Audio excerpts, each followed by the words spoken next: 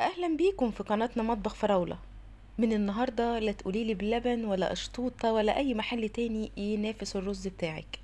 تعالوا النهاردة نعرف اسرار الرز بلبن التحفة ده وسر الكشكشة الجميلة دي، وهيطلع بجد معاكي وهمي احلى تحلية في الصيف وهو طالع كده من التلاجة. تعالوا نشوف هنعمله ازاي ومقاديره وطريقته. بس اذا كنتم اول مرة تشوفوني انزلوا اشتركوا وفعلوا الجرس علشان توصلكم كل اشعاراتنا بوصفاتنا الجديدة.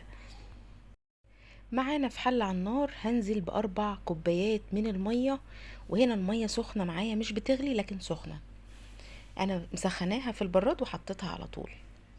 وبعدين هنزل معايا بنص كوباية من الرز، وهنا الرز ده مغسول جاهز، يعني انا المفروض بتغسليه وتصفيه، لكن انا النوع ده مغسول جاهز.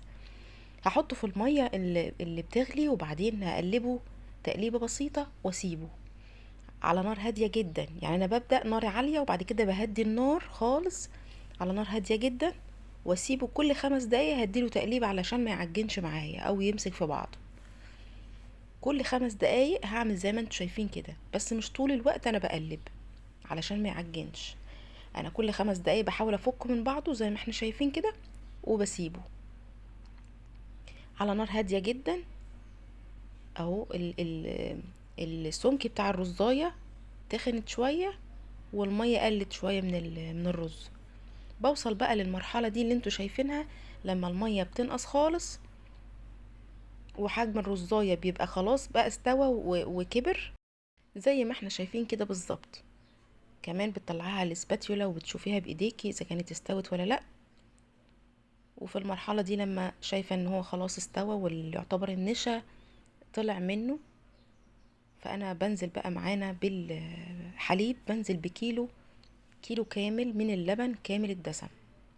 يعني معايا كيلو من اللبن الحليب كامل الدسم، مش مغلي قبل كده ومتاخد وشه، لكن انا بخليه بكامل الدسم يعني بخيره.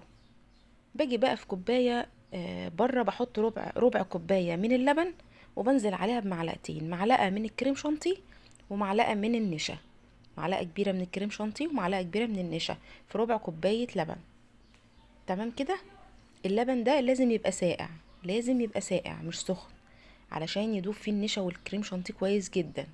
والخطوه دي بتاخد معايا وقت علشان ما يبقاش فيها اتاكد ان ما يبقاش في الكوبايه كلكعه او آه اي فتات لسه ما دابتش كويس.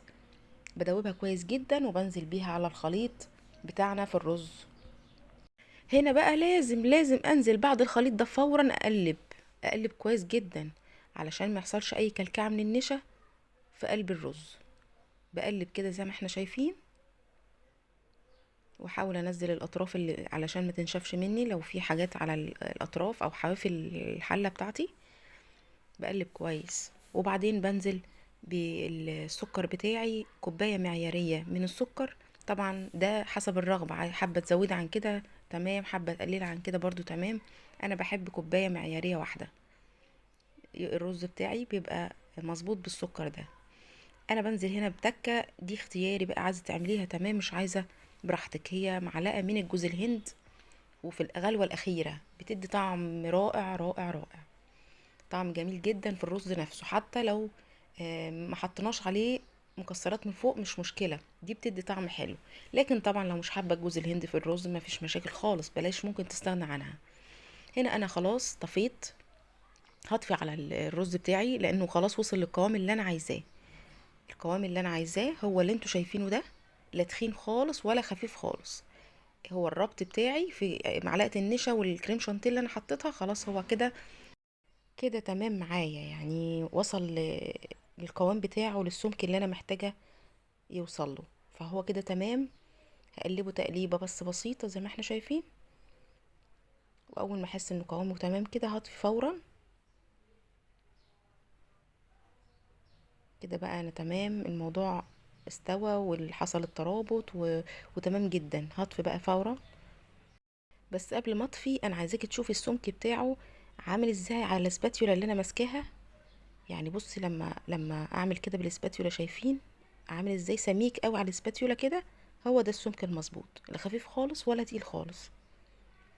كده تمام. انا طفيت، وبعد ما طفيت لازم الخطوة دي بعد ما اطفي بحط خلاص الفانيليا بتاعتي. بحط نص معلقه صغيره فانيليا واقلبها كويس جدا علشان ما تكلكعش معايا في الرز. ليه انا مش بحطها وهو بيغلي؟ علشان بتدي مراره وريحتها بتروح، ما بستفادش منها كتير. لكن انا بحب احط على طول اول ما بطفي، بحط معلقه او نص معلقه الفانيليا بتاعتي، تحتفظ بريحتها ومش بتمرر معايا، بتدي نوع من المراره. كده تمام. انا هغرف منه في الطبق بتاعتي. كده تمام خالص وسمكه تمام، وكده يعتبر معايا رز ناجح، رز بلبن ناجح. شايفين كده القوام؟ نغرف بقى على طول فورا وهو سخن في الاطباق. وهنا بقى بعد ما بغرف لازم اسيبه ساعة لساعتين يبرد تماما تماما قبل ما يدخل التلاجة. يعني ما يدخلش حتى دافي، لازم يبرد تماما خالص علشان تطلع معايا الكشكشة اللي انتوا شايفينها دي. بسيبه هنا بيبرد اهو، سايباه يبرد من ساعة لساعتين براحته خالص لغاية ما يبرد تماما. وبعدين بدخله التلاجة. بس قبل ما بدخله التلاجة بعمل حاجة، بحط بغطيه كويس على كل طبق، طبق مسطح، او لو هو انا معبياه في علب، بغطي العلب دي قبل ما ادخلها التلاجة. دي خطوة اساسية يا جماعة علشان تحصل الكشكشة اللي انتوا شايفينها في الاخر. بعد ما بطلعه من التلاجة انا بيته ليلة كاملة من بالليل للصبح. من بالليل عملته للفطار، فالصبح لقيته بالمنظر اللي انتوا شايفينه ده. ده سر نجاح الكشكشة، انك تبرديه تماما وبعد ما يبرد تماما تغطيه وتدخليه التلاجة. بيطلع احلى رز بلبن ممكن تاكليه، في الطعم والقوام والشكل بجد رائع رائع. ولادك هيحبوه هيدمنوه، مش هياكلوه تاني من بره.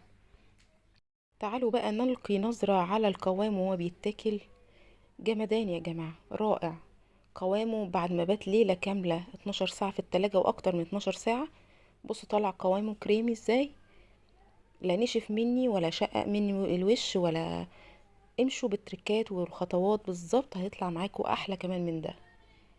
جميل جميل جميل. وصفتنا النهاردة خلصت. اذا عجبكم الفيديو اعملوا شير ولايك، اكتبوا ارائكم في كومنتات، واكتبوا كل اقتراحاتكم، دي حاجة بتبسطنا جدا. شكرا ليكم ولمتابعتكم.